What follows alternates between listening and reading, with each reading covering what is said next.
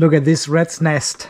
I have, for a couple of weeks, I have frequent issues with the connections between the solar charge controllers and the Raspberry Pi. Connection just drops. Some of these solar charge controllers don't even show up in the Victron system anymore. Sometimes the Multiplus is missing. And this is all thanks to this, this grown connection mush here. Raspberry Pi is falling half out of its case. And here I'm using a broken USB hub. Yeah, one of the ports is completely broken. Oh, now I lost connection again. Can see the blue light turning off. Depending in which direction I bend the cable. Okay, this needs to be fixed this afternoon. Guys, first of all, welcome back to the off-grid garage here in beautiful. All the wind is gone, all the rain is gone. We've got sun outside for a couple of days now. I'm charging the battery to around 30% from under 10 just in the morning. But I still got the vehicle chargers and the hot water system on the grid at the moment. Energy is not enough. But this will change soon. So more about this in one of the next videos. Stay tuned for that. Will be very interesting. Okay, this afternoon I really want to get rid of all these USB connection situations there. And also this USB to TTL adapter over there, which connects with pin headers to my solar charge controllers. And I want to replace all this mush with these two adapters from Duppa.net from Italy. There you go, visit our store, Duppa.net. And I am in contact with Simon for quite a while, and he's developing these awesome USB to TTL boards. They connect via one single USB-C cable to your Raspberry Pi or Victron system, and on the other side it has 4 single JST-XH connectors.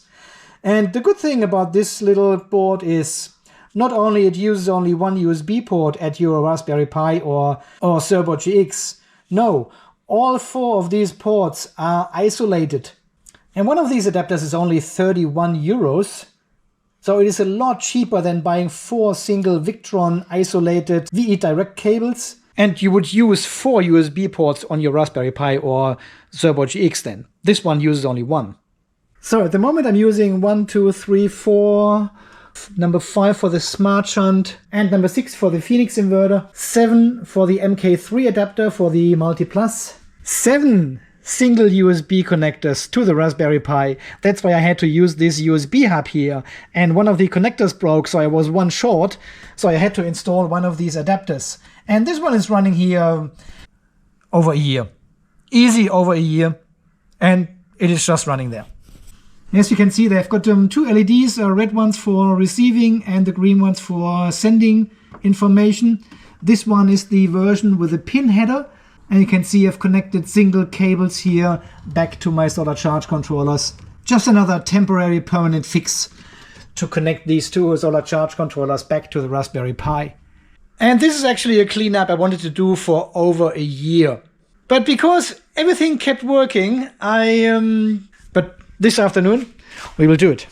You just want to have a very quick look at the Duppa website under the shop USB to UART Converters.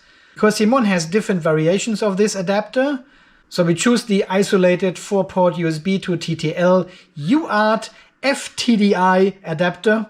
And here you can see the different variants he's got in his shop. So this is the one with pin headers. The one I have here is the one with the JST-XH connectors. And it's got them with the clear heat shrink, without a clear heat shrink, all kind of variations. And you can just select whatever variant you want and put this all in your shopping cart. So I've chosen the JST connector soldered, transparent sleeve mounted on the board. So the description and specifications are: each port has a digital isolator. The computer and your target board are electrically isolated. So this is very important and recommended by Victron to use only isolated connections between your solar charge controllers and your Servo GX or your Raspberry Pi. The 4 ports can work at different voltages and the ground is not in common. And here he also explains that it doesn't matter if your voltage level is at 1.8, 3.3 or 5 volts. This will all work with these boards. We've got the technical data here, 12 megabit per second. This is the size. The computer will see 4 different COM ports. Each port can work independently at 1.8 to 5 volts. Tested in a climate chamber from -20 to 80 degrees Celsius. Oh, that's even enough for me here in sunny hot Australia. It has power, TX and RX LED indicators, as we have seen, USB-C connector, and then we've got the optional transparent heat shrink sleeve, a pin header or a JST XH connector. So you can see the pin out again, and this is also mentioned here on the PCB on the back side. Positive, negative, data receiving and data sending. And he also has these VE.Direct cables in his shop. I have ordered 4 1 meter and I think they are 5 meters and 4 5-meter cables. The 1 meter should be enough to connect these two, but I need a bit of longer cable to connect these two, and even a longer cable to connect to the Phoenix inverter over there. 5 meters should be alright. Yeah, he's got them in 1 meter, 2 meter and 5 meter length. You also got cables with a JST XH connector on one side and bare cable ends on the other side. VE.Direct cables with bare ends, USB-C cables and angled pin headers as well if you are tight in space. A couple of months ago, maybe a year ago, maybe 1.5 years ago actually, I made already a video about these adapters here and we tested them successfully, and I was really pleased with the functionality, the size of it, and that I can save so much USB ports on my Raspberry Pi. So I ordered more of these adapters but never installed them, because apparently I'm a lazy bastard. And these cables I ordered directly fit onto these control boards, these adapter boards on one side, and have the smaller VE.Direct connectors for your Victron gear. Now you can see this gap here in the PCB. This is our electrical insulation, and we've got the photoelectric coupler to connect your VE.Direct devices and your computer together again. Fully isolated. Yeah, otherwise you have to buy these VE.Direct cables from Victron. And one of them already costs more than one of these adapters, including 4 cables. Alright, without further ado, let's shut down the Raspberry Pi, get all the USB cables disconnected, everything, we're pulling all the cables out, all the signal cables. Yeah, not these ones. And then we also have to have a look at this case here for the Raspberry Pi, which is a bit butchered and Frankenstein together, and it falls apart all the time. And people told me there are 3D printable cases for the Raspberry Pi, where even the can head fits on top of it, but I could not find any. So if you have a source or something, let me know, and how I can find them online. So if it's under Thingiverse, leave the product number as well and I will find it then. So thank you very much. Settings, general, shutdown, shutdown, confirm. Okay, we are shutting down. You should see the yellow light maybe flickering when it shuts down, and then the red light stays on. That should do the trick. All right, oh, see, the whole case of the Raspberry Pi is falling apart. Nice, very clean inside. Okay, so now we basically pull all the VE.Direct cables out of these solar charge controllers. Same down here. They should actually keep charging. Oh, I think I've got some insects here behind this heat shrink. They must be attracted by the light or heat or something coming from this board. Oh, yuck. That's why I have to close all the gaps in the garage here. Everything. It will be super tight here. There will be no single gap to the outside world. Nothing to avoid this. Alright, so I have to follow these cables here and open these PG clamps on the back, so I can pull through these cables again. Using the camera display now to see actually what I'm doing here. Because it's far behind the battery shelf. See, these are the original VE.Direct to USB adapters, and they are isolated as well. But the ones we built at the beginning, they are just USB to TTL adapters, and they are not isolated. Yeah, broken USB hub. There's one port completely missing. Oh wow. And I think this is my extension cable to the Phoenix inverter on the far side. So I leave this in for a moment. I'm not sure if the other cable is actually long enough to connect. Another cable gone. Network cable for the Raspberry Pi, which I don't use at the moment anymore. It's running solely on Wi-Fi. Okay, disconnect these two. And here's our Raspberry Pi with a can head, double can head, and this is where the Peter boards are connected. Yes, and here comes the troublesome, non-sticky, very sticky. Oh god, this was bad. Oh, yuck. This worked well for a while until the glue started separating from the Velcro here, and now it's a big mess and everything is sticky and yucky, and yeah. There's our Victron MK3 to USB adapter. It connects the VE bus from the Multiplus 2 to USB. And this is only necessary because the Raspberry Pi doesn't know VE bus, of course. If you have a Servo GX, you can plug in the network cable directly between your Multiplus and the Victron Servo GX. So the adapter is then not necessary. Okay, I think I have to interrupt my work here because it is beer o'clock. Oh yeah, the sun is setting. Well guys, by the way, thank you very much for all your generous donations here and buying me a beer. So I will have one. I will calibrate a sped now. So, and now this is the situation here in the top battery compartment of the battery shelf. Got the Raspberry Pi and it has 4 USB connectors. So one of them will be for the MK3 adapter for the Multiplus. The other one is just an extension cable at the moment to the Phoenix inverter, which is connected to the Servo GX of the Powerball 2.0. So it's not even connected at the moment here. I'll leave this in here as a spare one for later use. So we've got one USB for the Multiplus, and then we use our 2 adapters with the USB-C cables, and they also connect to the Raspberry Pi, of course. And we still have one spare for future use. Okay, I'm connecting the Raspberry Pi back to the Velcro here on the back. It's not an ideal solution, and I know it will come off eventually again, but I need to find a better case for that, which can actually also accommodate the double can head.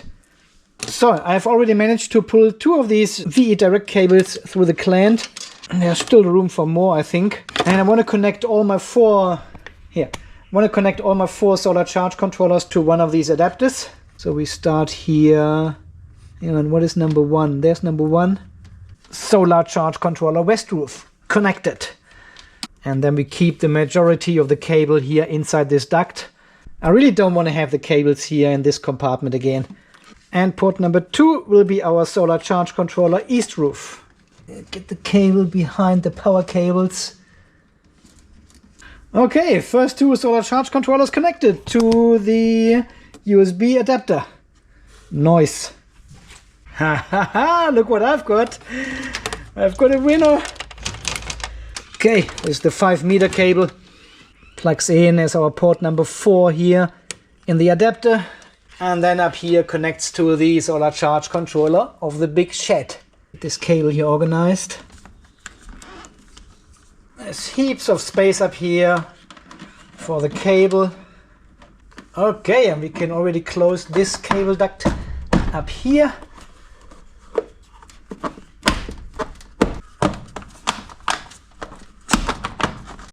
So just put some Velcro here to organize these cables. By the way, I'm getting a bigger slotted cable duct here as well, which is twice as high as this one, because this one is pretty full. And with the conversion here of the garage, I need more space in this cable duct, because we need to connect more to this bus bar. There are so many unused connections.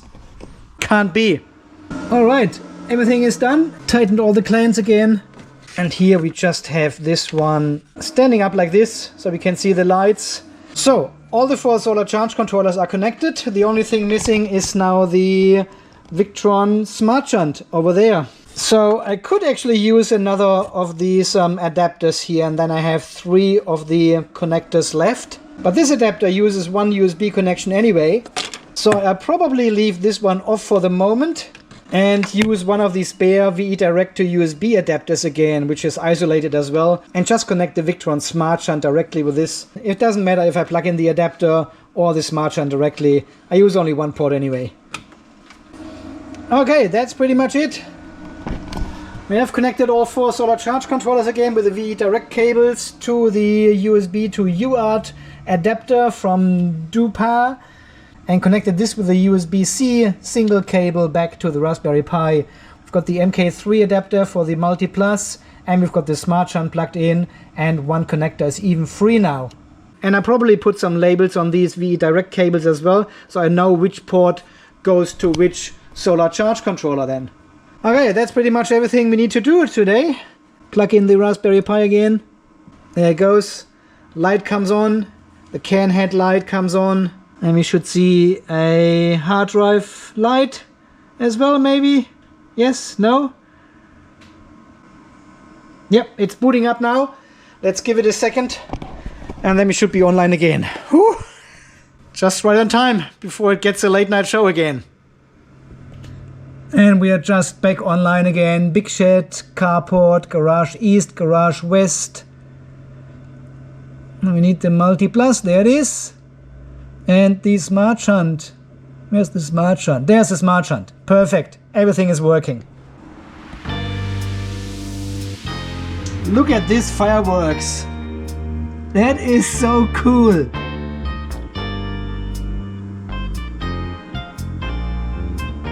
I love it.